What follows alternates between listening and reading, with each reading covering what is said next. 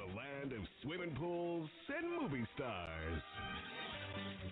And just 2 laps and a hard ride from the Hollywood sign. Come here, Daddy. Oh, you look so good. I meant the other direction. Harrison's Hangout. Harrison on the highway.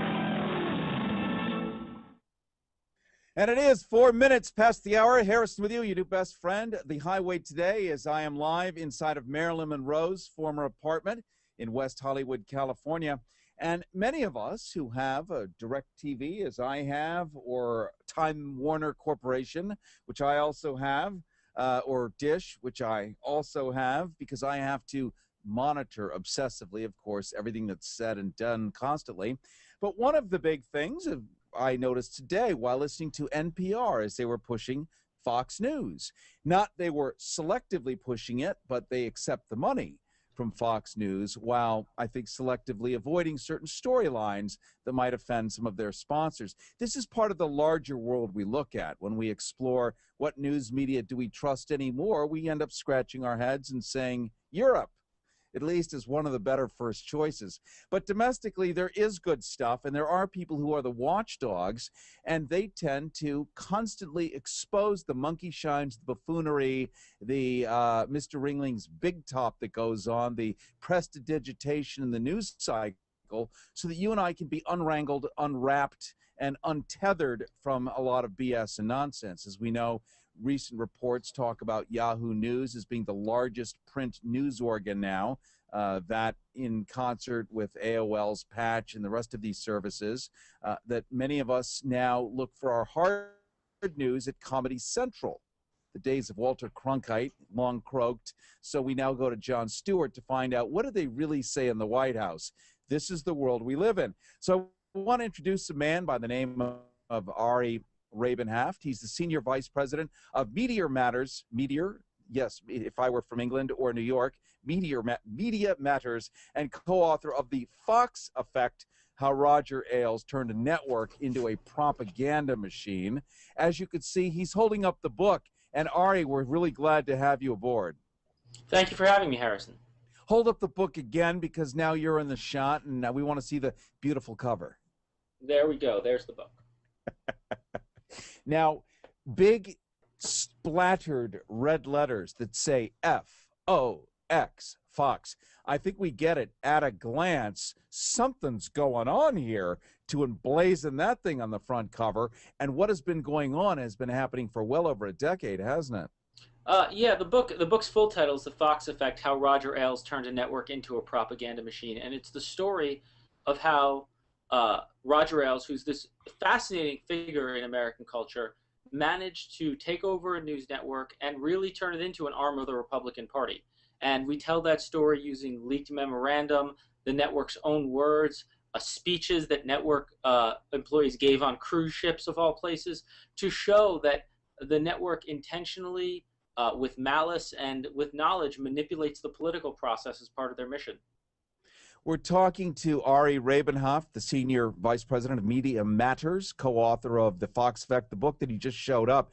And you guys have been working on this for many years. We've looked to you. We've sourced you repeatedly. Back when I was on in the Air America days and working in Clear Channel, in that environment, we went to you constantly to source stories. And this is no surprise. I think even Fox watchers know that there's something comfortable about what they're watching. It's familiar and it's full of code, but it speaks to the kind of knuckle-walking hispidulite in Alabama. Pardon me for saying it that way, but I was just down in Alabama, and Fox News was on in the gas station, it was on in the diner, it was on everywhere, as if it were Pravda, the local Pravda, and it kind of is, isn't it? Well, I think it's an apt comparison to think about Fox News as the media arm of a political party, which is exactly what Pravda was. And I think, look, they have huge audiences across the country in every state, but huge audiences doesn't mean it's good journalism or moral. It's an operation that seeks at its core to harm the political process. And what do I mean by that? Well, our book opens on a cruise ship in the middle of the Mediterranean, which is very rare for a media criticism book. So you know you're not getting something normal. with a speech given by the network's managing editor, Bill Salmon. And he's the head of all their Washington News. And he gets on this cruise ship and he says, you know, I created a little political mischief before the election. I went on air and called Barack Obama a socialist, even though I didn't believe it. Let's just parse that out. You have the head of their news division, not an opinion host, not Sean Hannity or Bill O'Reilly or a guy who's on air to give opinion. The guy who's in charge of all their political coverage, admitting he went on air and said the president of the person who was running for president, who's now president of the United States, was a socialist, even though he himself did not believe that to be true. If journalism's core mission is to deliver the truth, then Fox violated that on principle, and by not dismissing him as soon as this became public, they proved that this is something that was intentional. You know, it's interesting that you say that as we talk to Ari Rabin-Havt, the Senior Vice President of Media Matters, co-author of The Fox Effect, How Roger Ailes Turned a Network into a Propaganda Machine. We've had David Brock on the show many times, and he writes a foreword in this, or at least has a significant presence in your book. He was the co-author of the book. Co-author of the book. Yep. One of the things that speaks to so many of us is this term journalist. Now, when I was growing up, even 10 years ago, we had reporters. Now everyone is a journalist. If you have a fucking keyboard like this, notice the lack of FCC here. If you have a keyboard like this, you are a journalist. And microblogger sitting in the basement, Timmy in Seattle, who can bang out a blog, Yahoo News considers him a journalist, as does AOL. Anderson Cooper and all of his journalists. And it gives it a fancy flourish where if you refer to somebody as a journalist, you don't suspect whether or not they have the credibility. Did they actually ever touch the AP style handbook?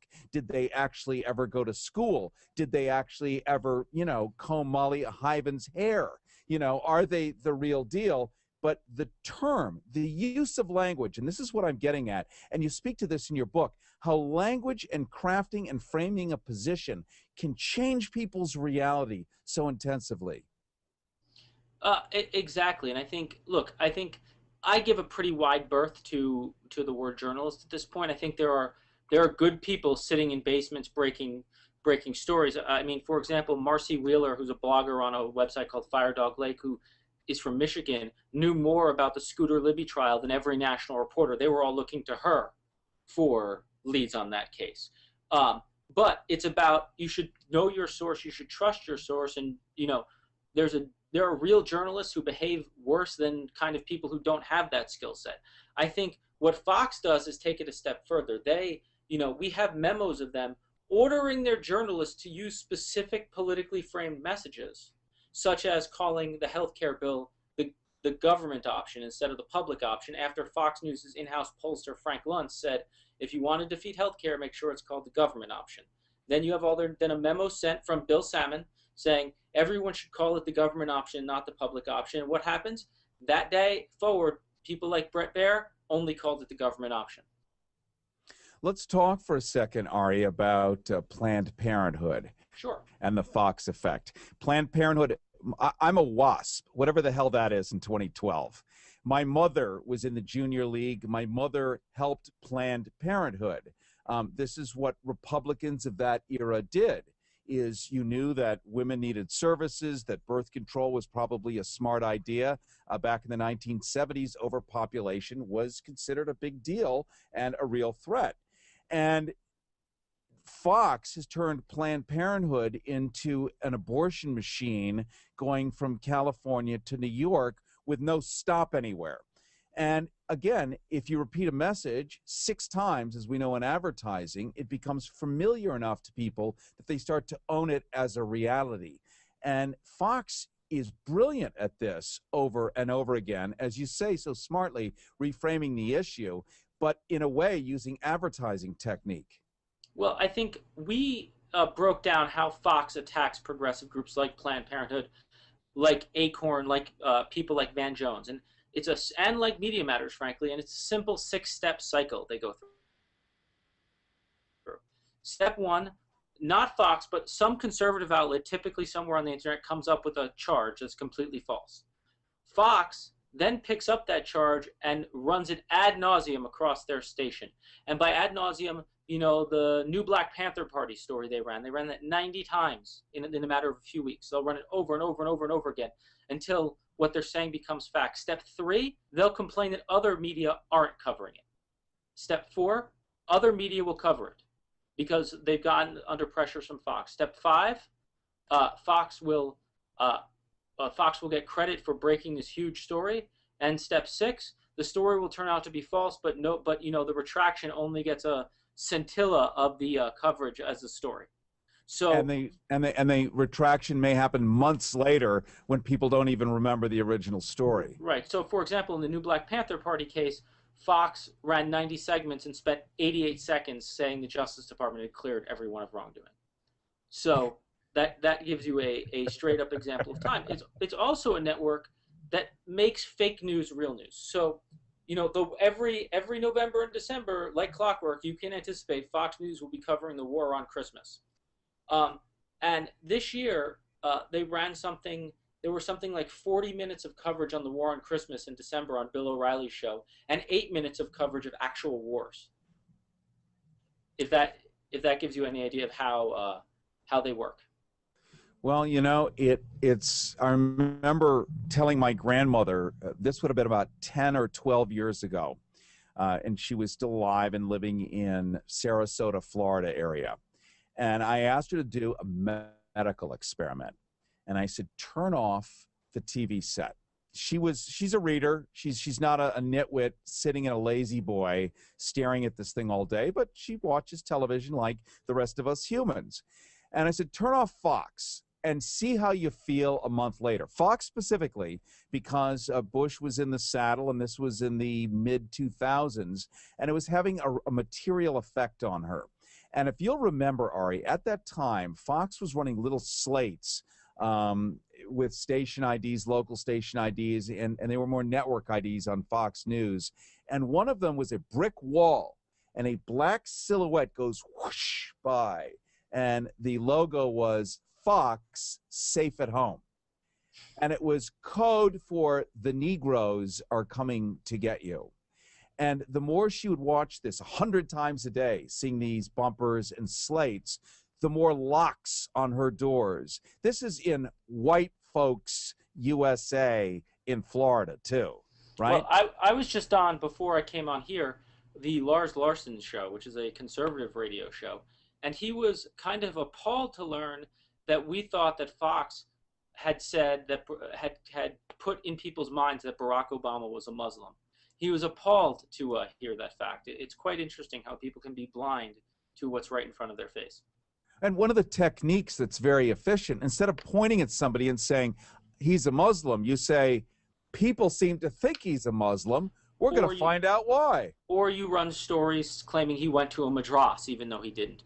Or you talk about him bowing to Muslim leaders, which he didn't. Or you talk about Saudi kings. Or you talk about him. Or you talk about how he didn't celebrate. He didn't issue an Easter proclamation, even though he had an Easter brunch at the White House and gave an Easter address. He didn't issue an Easter proclamation, so he clearly didn't have enough Easter in him. We're talking to Ari Rabin-Havt. He's the Senior Vice President of Media Matters, co-author of The Fox Effect, How Roger Ailes Turned a Network into a Propaganda Machine, co-author with David Brock. And the question that's obvious here is, what's the payoff for Fox? Are they that integrated in so much business and stuff that there's a financial upside, or are they preying on a large group of people with intense insecurities, knowing that they will find succor and comfort in a relationship with something like Fox? Well, my friend Clay Johnson, who's a tech guy, and he's a programmer and tech guy in DC. He recently wrote a book called The Information Diet, and he said media consumption, you can compare it to food consumption. You can base people's media consumption on a simple rule: pizza tastes better than broccoli. You want to be affirmed by your media choices. You don't want to learn. And I think that's what Fox fundamentally preys on. They prey on the idea that people just want to be affirmed. They don't want to learn, which is why, interestingly, Fox doesn't spend a lot of money or time actually reporting the news as much as they spend time opinionating on the news. Yeah, and I have to tell you, they are fun to watch. Well, And I'm gonna hand them that. Much as KFI, a local, extremely conservative AM talk station here, it's great radio. Is that the home of John and Ken, KFI? Yes, it is. Yes, it is. The production quality, I mean, they still have like associate producers and a news team in-house at Clear Channel. This is rare stuff in 2012. So it's big, rich, full radio. But if you actually were to read a text of the content, you would horripilate, implode, and wither. But well, audibly, it's beautiful.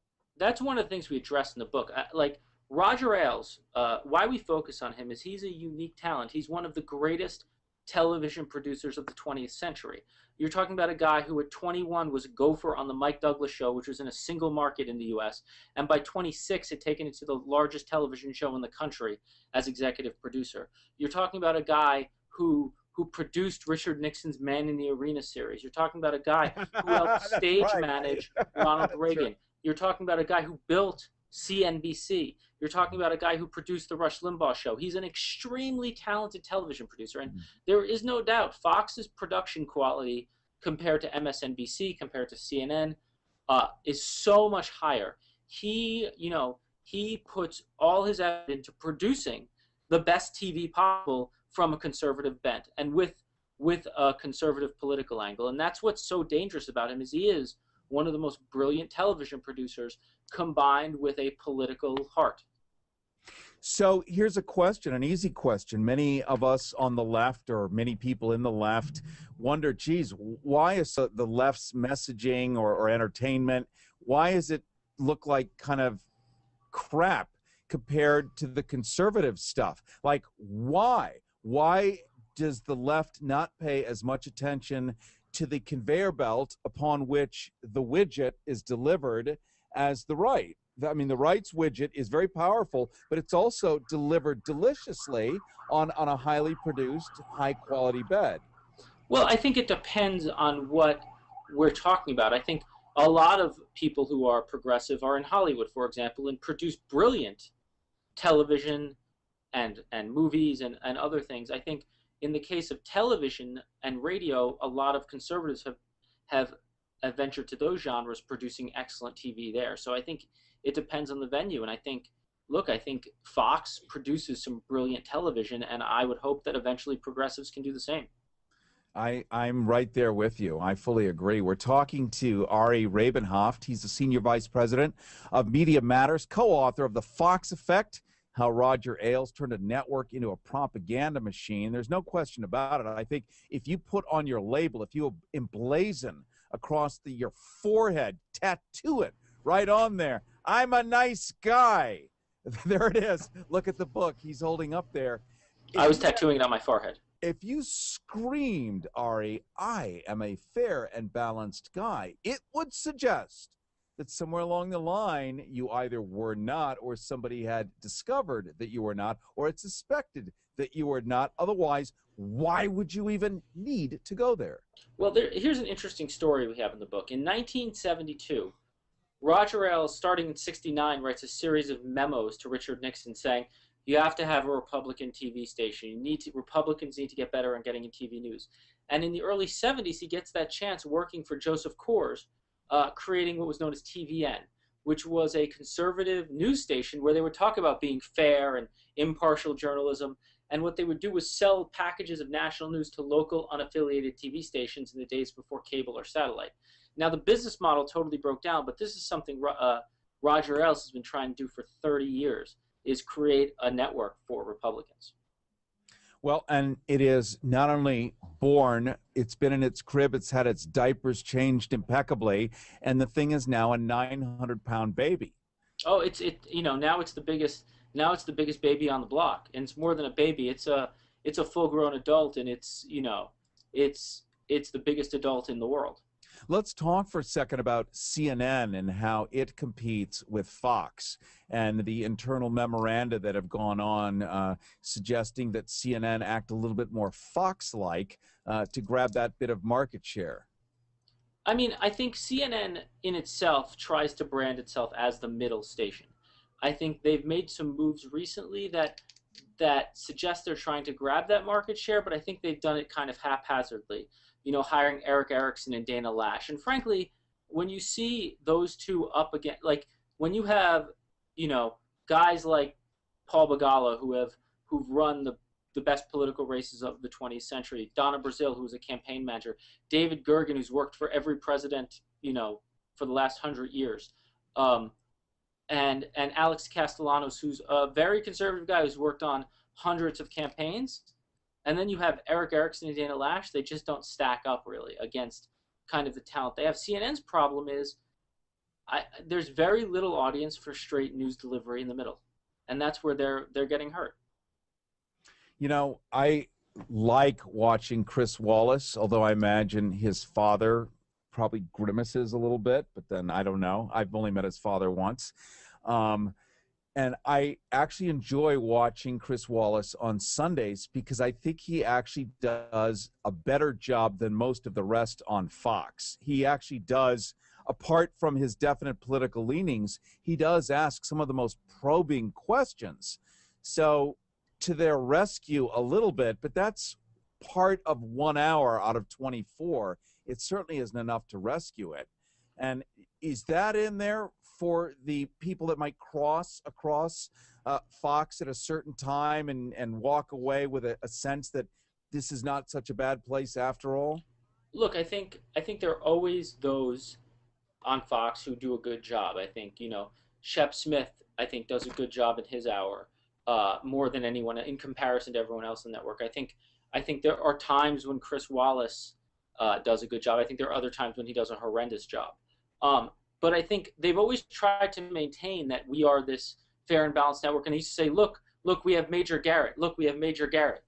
That was the big one they would point to. And then they lost Major Garrett partially because of the biases within their Washington bureau. He took a huge pay cut to go work for National Journal at a certain point.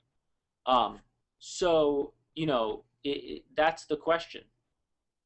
We're talking to Ari Rabin-Havt. He's the Senior Vice President of Media Matters, also co-author with David Brock of The Fox Effect, How Roger Ailes Turned a Network into a Propaganda Machine. And I think one of the great examples, Ari, is looking at the Tea Party. This thing was born, we were hooting and howling at some old lady walking around with a Lipton bag hanging off her hat, you know, with an aggregate tooth count of 4. And it was the pure burlesque that it really was. But these guys turned it into a very, very serious political movement, bringing on Bachmann and Mrs. Palin ad nauseum, and really getting all of us to believe that man did indeed walk hand in claw with dinosaur just 6,000 years ago. I'll tell you, that shit works. I think there are a few layers. I think, you know, but right as the Tea Party began, which was with Rick Santelli on CNBC, Fox kind of absorbs it and really champions and promotes it. Before the first round of Tea Parties on April 15th, they ran more than 100 ads on their network that were, you know, 25 seconds of Tea Parties in these states. Come here, go to the Tea Parties. They're fighting for these issues. And then 5 seconds of, and the only network you can watch it on is Fox, fair and balanced. So basically a full promotion for the Tea Parties. The second thing, I have been to more Tea Parties than most Tea Partiers at this point. I've been to the big ones. You know, the Showdown in Searchlight. I was there. Which was the one held in Harry Reid's hometown in Nevada. Yeah. I've been to all the ones in Washington. I've been to ones all over the country. I think there were people who had legitimate anger with the government, and legitimate beefs that I disagree with them at their core, but there was definite real anger out there. And I think the question is that's fine that people are protesting and showing their anger. What's not fine is a news network pretending to be a news network while having their producers cheering the crowd on, which there was evidence that they were doing. Not only that, Ari, but they were psych up the crowd. Yeah, they were listing on TV where the Tea Party events were and putting it on their website and selling Tea Party memorabilia. Yeah. And there was this one moment, I think my favorite moment of the Tea Party, you know, because it involves me. was I teach at George Washington University, and George Washington University was holding an event at the National Press Club, this thing called the Caleb Report, which Marvin Caleb does for PBS, and Rupert Murdoch was his guest. So I requested tickets to go, on the hope that there'd be a question and answer session. So I go, and thankfully there's a question and answer session. So I'm first up to the microphone. I say, Mr. Murdoch, your network has done the following things to support the Tea Parties. Do you think that's appropriate for a news network? And he said, well, I don't think that the Fox News should be supporting Tea Parties or any other parties. To which, was quite a surprise considering what Fox News had done for the year before that.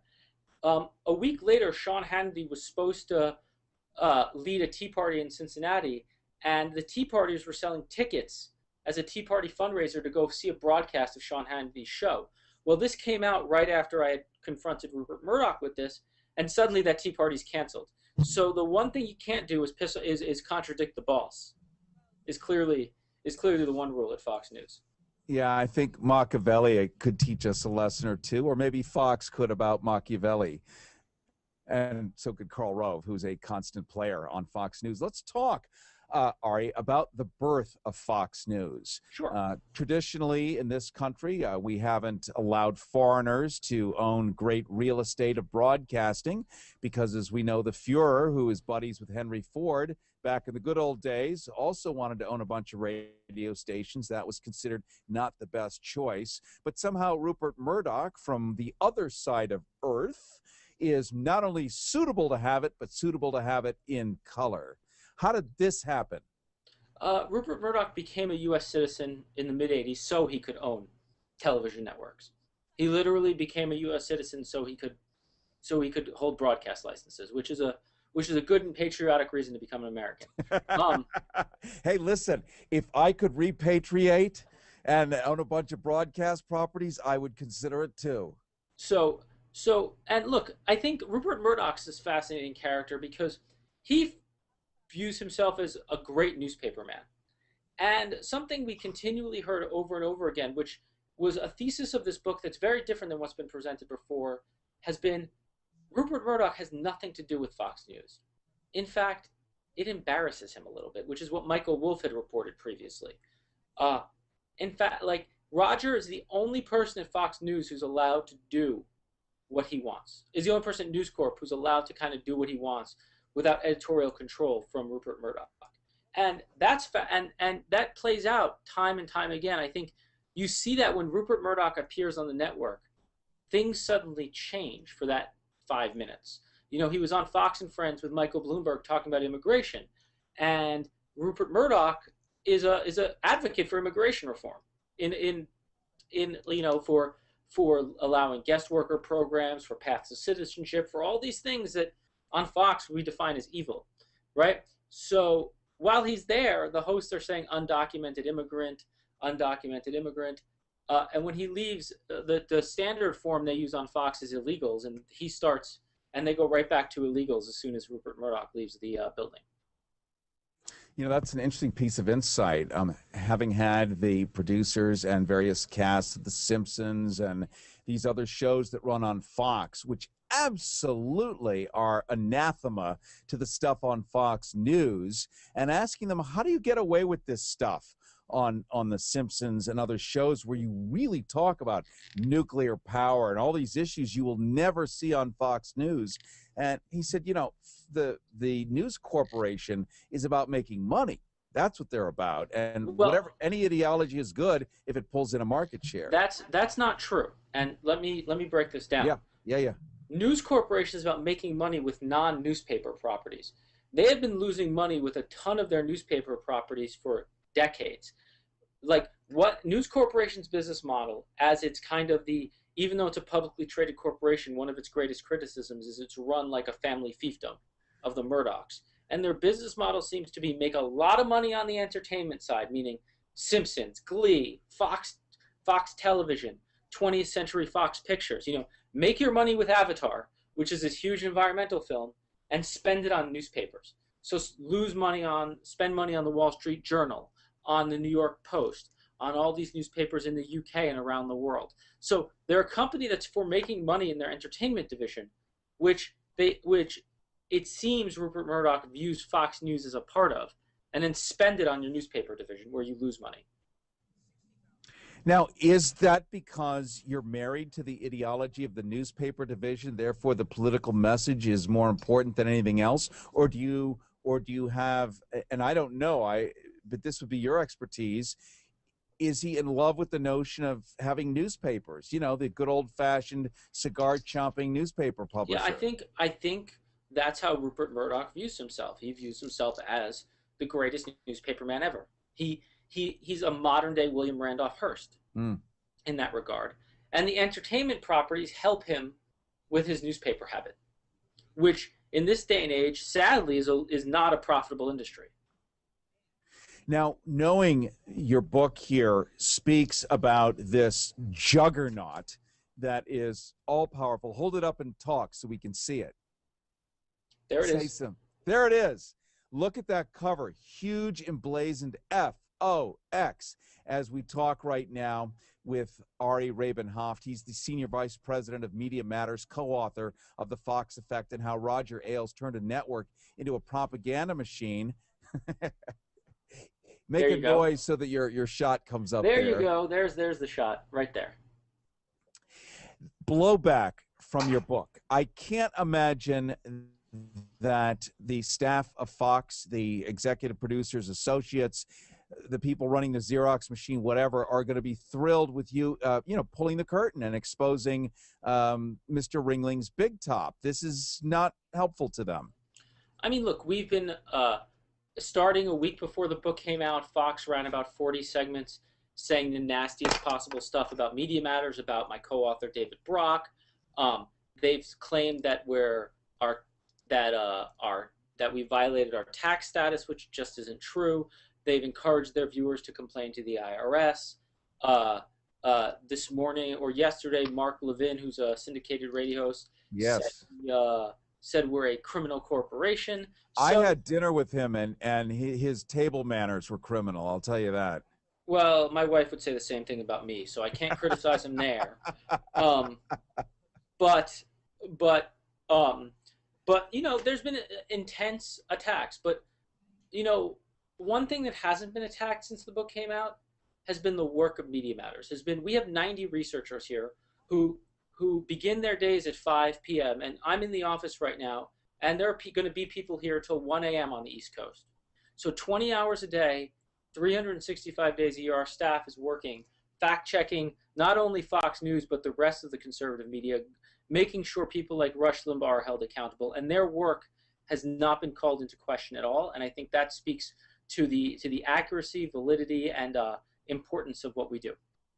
Harrison with you. You are watching Go Harrison. Also, you're seeing a live stream on GoHarrison.com, as well as on YouTube, DirecTV, Dish, and other outlets. Also, the Progressive Radio Network. We are talking right now to Ari Rabin-Havt. He's the Senior Vice President of Media Matters, co-author of The Fox Effect, How Roger Ailes Turned a Network into a Propaganda Machine.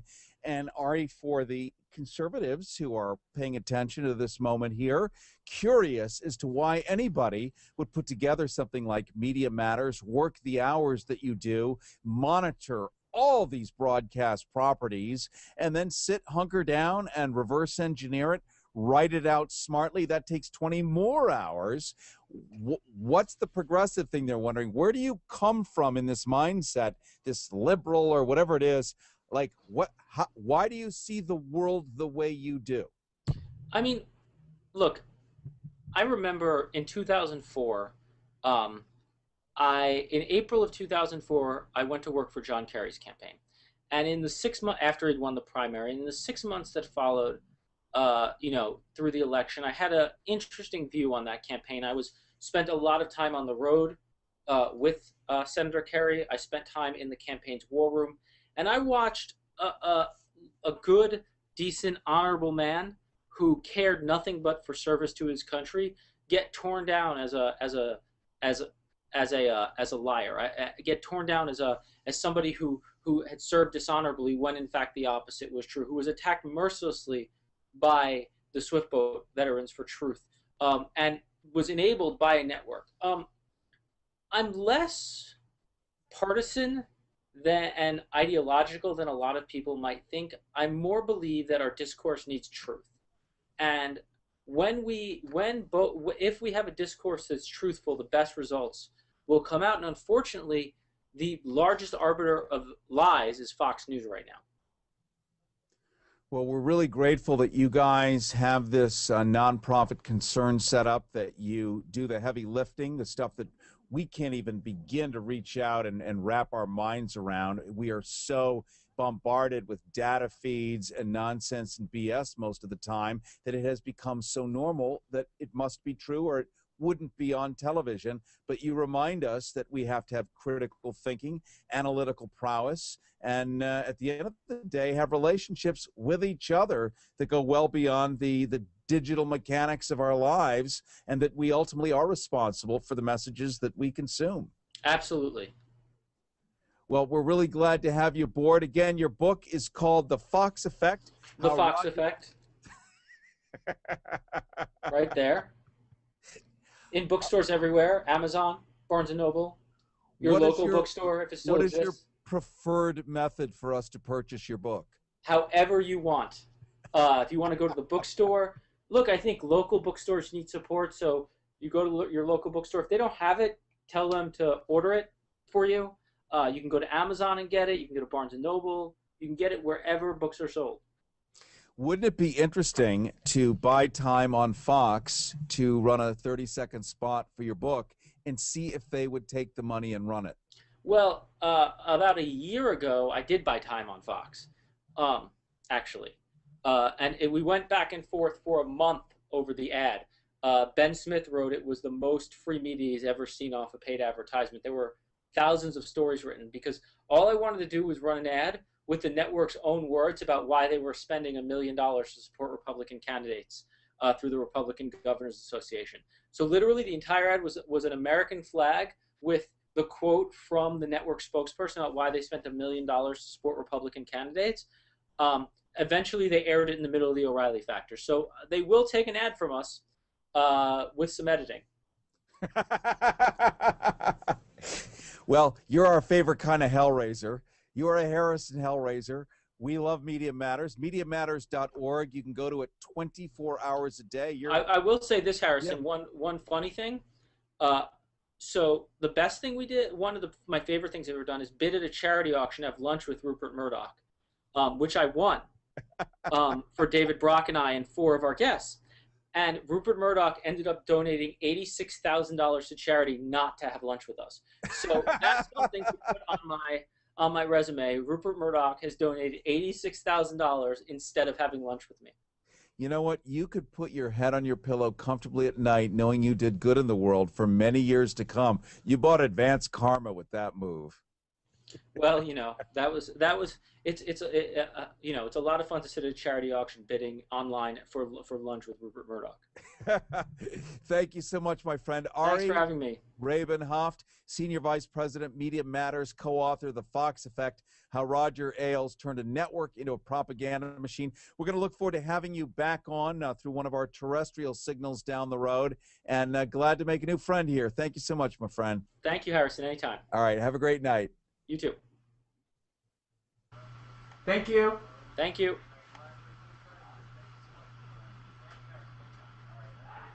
News cycle so that you and I can be unwrangled, unwrapped, and untethered from a lot of BS and nonsense. As we know, recent reports talk about Yahoo News as being the largest print news organ now, that in concert with AOL's Patch and the rest of these services, that many of us now look for our hard news at Comedy Central. The days of Walter Cronkite long croaked, so we now go to Jon Stewart to find out what do they really say in the White House. This is the world we live in. So I want to introduce a man by the name of Ari Rabin-Havt. He's the Senior Vice President of Media Matters. Yes, if I were from England or New York, Media Matters, and co-author of The Fox Effect, How Roger Ailes Turned a Network into a Propaganda Machine. As you can see, he's holding up the book. And Ari, we're really glad to have you aboard. Thank you for having me, Harrison. hold up the book again because now you're in the shot and we want to see the beautiful cover. There we go. There's the book. Now, big splattered red letters that say F-O-X, Fox. I think we get it at a glance. Something's going on here to emblazon that thing on the front cover. And what has been going on has been happening for well over a decade, hasn't it? Yeah, the book's full title is The Fox Effect: How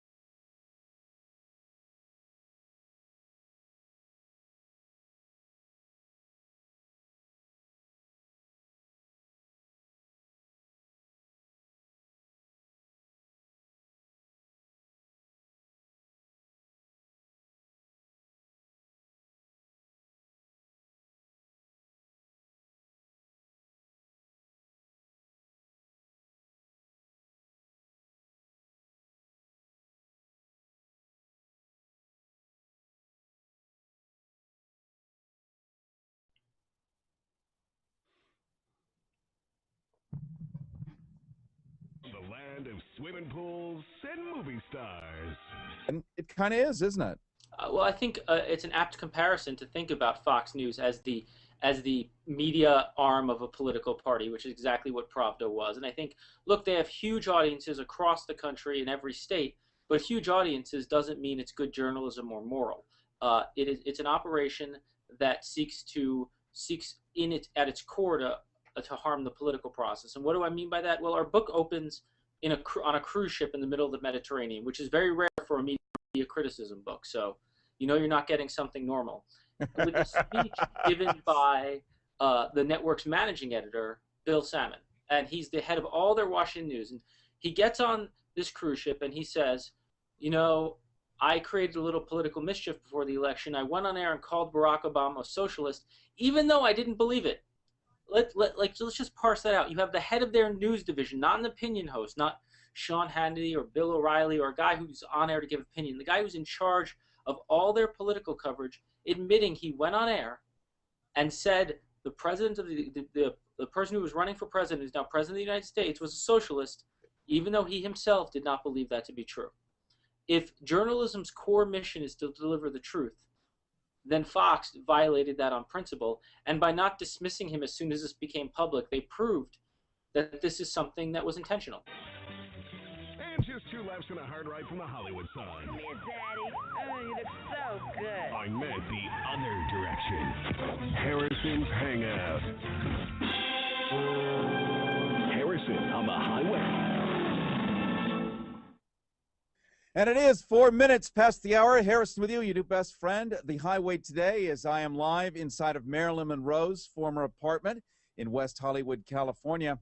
And many of us who have a DirecTV, as I have, or Time Warner Corporation, which I also have, or Dish, which I also have, because I have to monitor obsessively, of course, everything that's said and done constantly. But one of the big things I noticed today while listening to NPR as they were pushing Fox News.